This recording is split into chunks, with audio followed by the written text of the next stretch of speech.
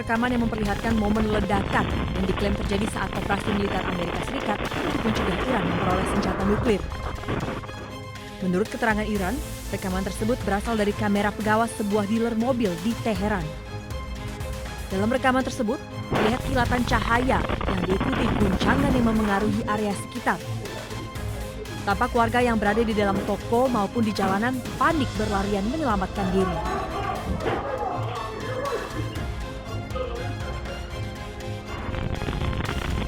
Tak berselang lama, ledakan terjadi hingga menyebabkan guncangan keras. Akibatnya, ruangan tersebut hancur berantakan.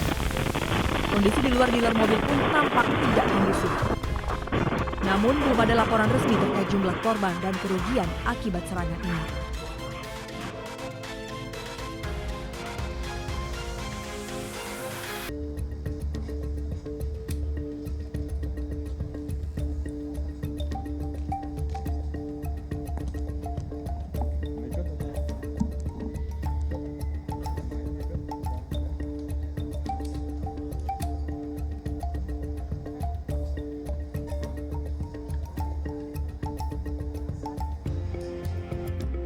Selamat siang, rekan-rekan media, Bapak Polri, beserta jajaran. Alhamdulillah siang ini tadi sudah kami dari Media TVRI diterima langsung oleh Bapak Kapolri beserta jajaran terkait dengan beberapa agenda. Yang pertama adalah tentunya berkenaan dengan penyiaran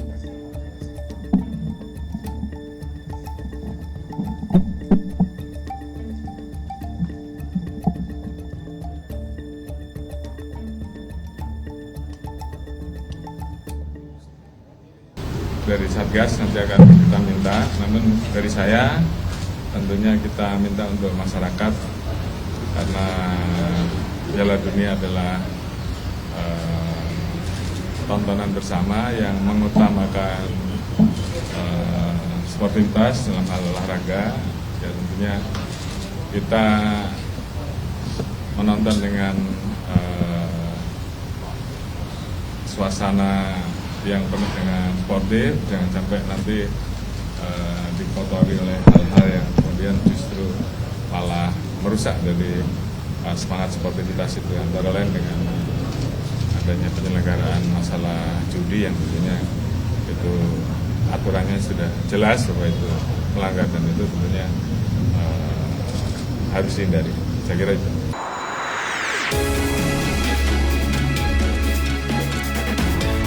Tak gentar dilaporkan Roy Suryo. Datangi Polda Metro Jaya, Rismon membawa serta buku barunya yang berjudul Monografi Otentifikasi Ijazah Jokowi. Rismon menyebut menggunakan perbandingan foto Jokowi di ijazah dengan foto saat Jokowi menjadi presiden dan cocok. Tidak hanya foto, Rismon juga membandingkan ijazah Jokowi dengan ijazah rekan-rekan satu angkatannya di UGM. Nah, di situ ada bab 1 uji emboss dan watermark. Di sini saya buktikan bahwa bukan hanya pada ijazah Pak Joko Widodo yang di-upload oleh Dian Sandi Utama yang ada emboss dan terdeteksi emboss dan watermark, tetapi rekan-rekan satu angkatannya pun Sri Murtiningsi, Hardianto, ya kan, Pronojiwo, bahkan Bambang, ijazah Bambang yang dipakai sebagai dipakai di persidangan CLS Solo juga memiliki itu emboss dan watermark. Jadi confirm. Ketika kita melakukan sejumlah metode, maka kita perbandingkan juga dengan sejumlah data masukan. Rismon meminta Roy Suryo CS menanggapi semua bukti dengan cara ilmiah melalui buku. Rencananya buku monografi otentifikasi jasa Jokowi ini akan disebarkan ke perpustakaan-perpustakaan. Dari Jakarta, tim liputan iNews melaporkan. Sudah tapi belum.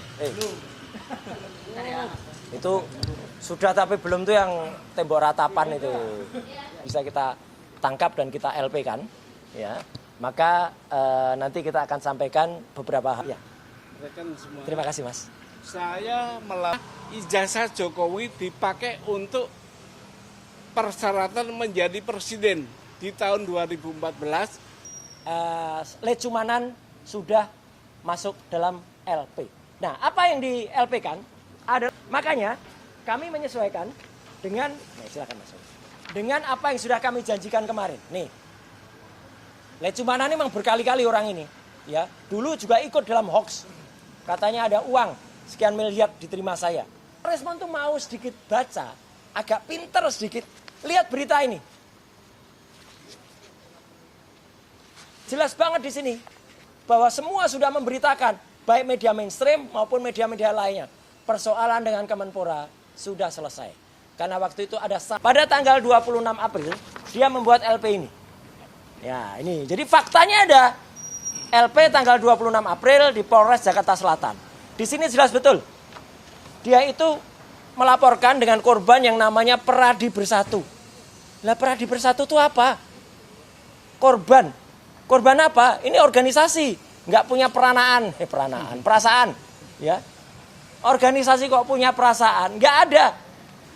Jadi kita nggak hanya berjanji, tapi kita memberi bukti. Karena hukum itu harus tidak boleh hanya tajam ke bawah, termul ke atas, ya, gitu ya. Jadi semuanya harus tajam. Nah, laporan yang kedua itu adalah untuk orang yang mengaku bernama Dr. Eng, Resmond Hasiulan Sianipar M. Eng, ya. Harus begitu cara ngucapinnya, karena doktornya palsu, ya. Makanya di sini nggak kami tulis dokternya, nanti kami.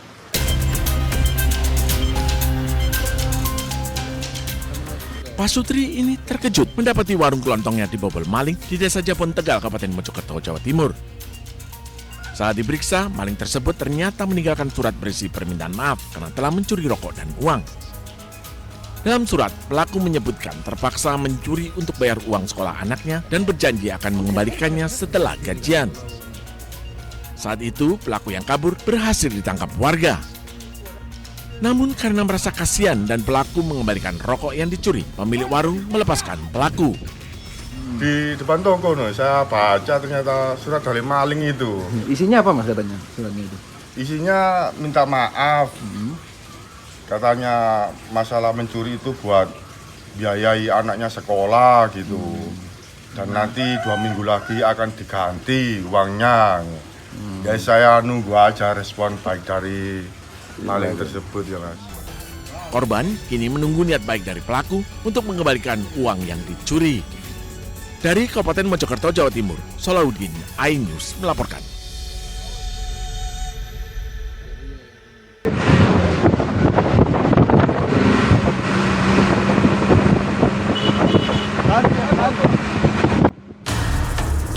Asap tebal membumbung tinggi di tepi jalan lintas Sumatera Medan Padang di depan SPBU Tanoponggol, Mandailing Natal, Sumatera Utara. Satu mobil terbakar saat mengisi bensin di SPBU.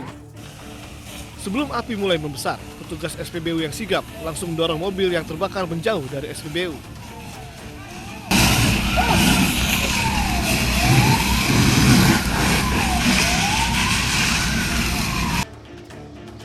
Kejadian bermula saat mobil tengah mengisi BBM dengan mesin yang masih menyala. Tiba-tiba dari bagian bawah mobil muncul percikan api. Didorong sampai keluar. Tadi sempat panik nggak? Panik ya, karena muncul api tiba-tiba ya. Tadi waktu ngisi atau gimana apinya itu? Setelah ngisi atau gimana? Ngisi dari mana? Tidak ada korban jiwa dalam kebakaran ini, namun pemilik mobil terluka bakar di tangan. Polisi kini mendalami keterangan sejumlah saksi dan pemilik mobil. Dari Mandailing Natal, Sumatera Utara, Ahmad Hussein Lubis, iNews melaporkan.